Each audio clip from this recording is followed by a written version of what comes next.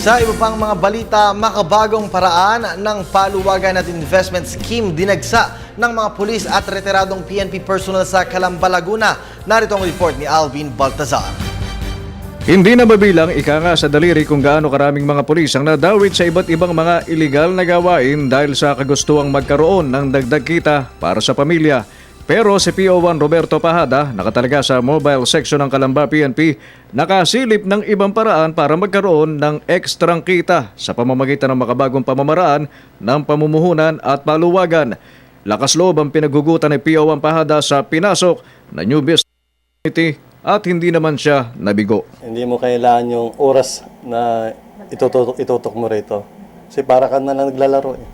Para ka na lang other one month, ma-realize mo, mag-graduate na yung mo. Paliwanag ni Pahada, investment din kung tutuusin ang pinasok niya para sa dagdag income na nadiskubre din ng kanyang dating kabaraw sa pulisya na si dating PO3 Maximo Palmones.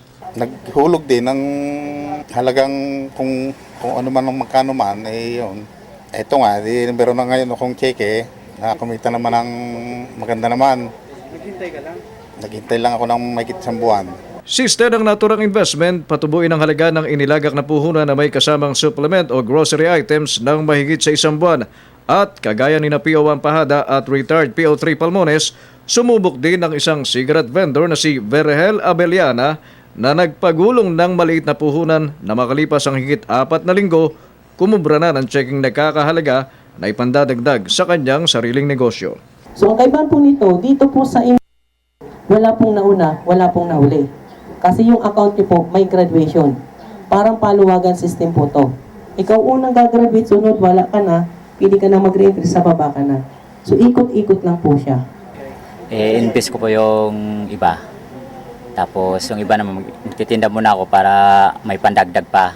Mahigit 40 mga pulis sa nasabing bayan ang sumubok sa nabanggit na new business opportunity lalo't ilang araw na lang, pasukan at ang kailangan naman ay pangmatrikula.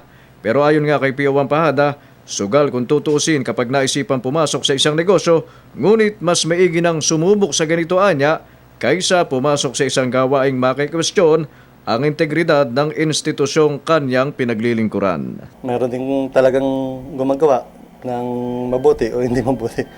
Para sa Telebisyon ng Bayan, Alvin Baltazar.